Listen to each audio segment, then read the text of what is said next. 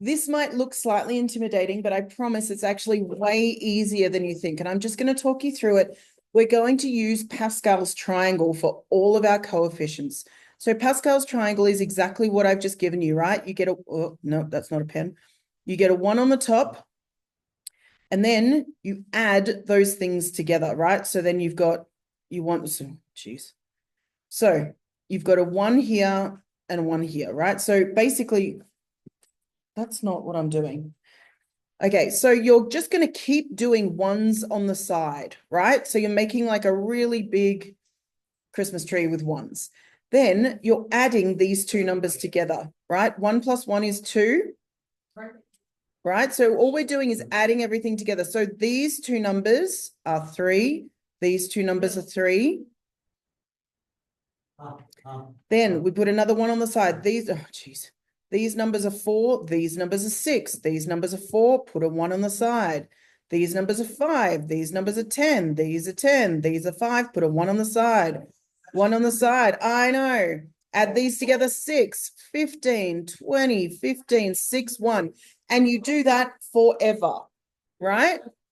So you can make your own Pascal's triangle at any point. I have given you one, but you're not going to get that on the test, right? But you can make your own at any point. I sort of suggest that you might want to sort of just jot it down on the top of your page anytime that you need to use it. Obviously, I've given you part of one, but you get my point. Okay. So let me show you now how to use the binomial expansion theory. So we know how. So if I said a plus b to the power of 0, what's anything to the power of 0? 1. Anything to the power of 0 is 1, okay? So that means that's where my top coefficient comes from. If I have a plus b squared, how do I expand that? Yeah, so we need to FOIL this, right? This means there are 2 brackets, which gives me a squared plus 2ab plus b squared, correct? See how these coefficients are 1, 2, 1? 1 is up here. Oh, sorry, you're right, I did. A plus b to the power of 1 is a plus b, which means, I know, amazing, right? Which means the coefficients are both 1. So you see we've got the 1, then these 2 give us the 1, 1, then these 3 give us 1, 2, 1. See how we're creating Pascal's triangle? Ooh, I know, it's amazing. That's right.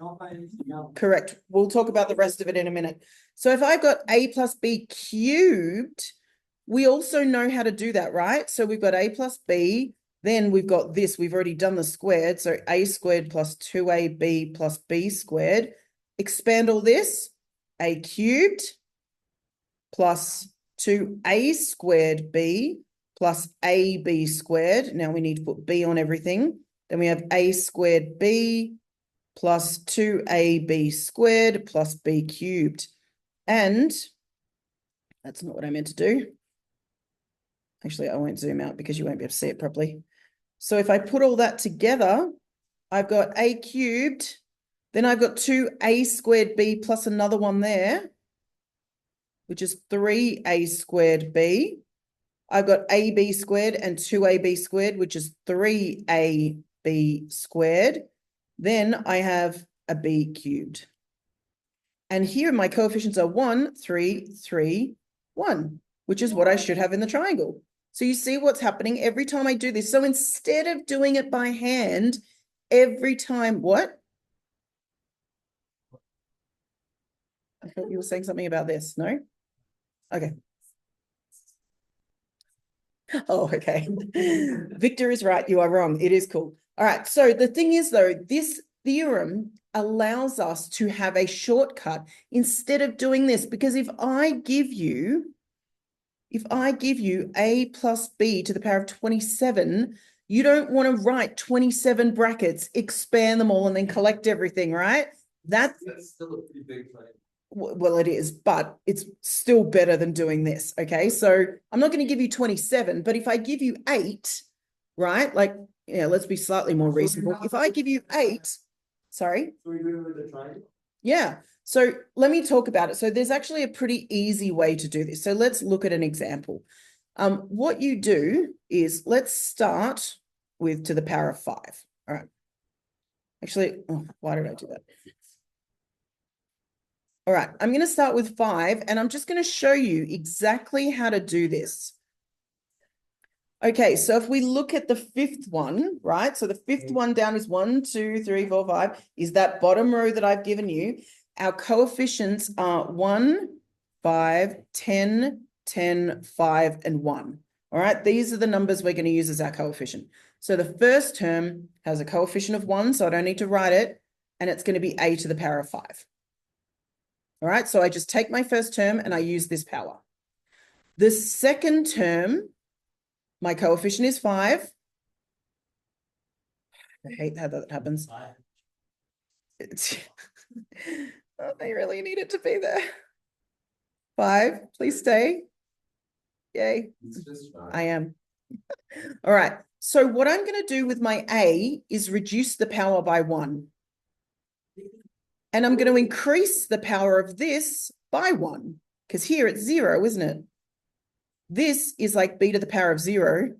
And b to the power of 0 is 1, so I don't actually need to write it there, do I? So I've got a b to the power of 1. Now I use my third coefficient. I reduce a by 1, and I increase b by 1. Then I take my next one, 10.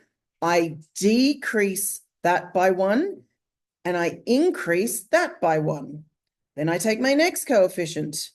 I decrease a by 1, and I increase b by 1. And then my last one is just b to the power of 5, with my coefficient as 1. That's the whole thing. But it becomes a little trickier when you don't just have a plus b, when you've got other numbers. But that is the whole theorem, and it never changes. All we're going to do is apply that to slightly harder stuff.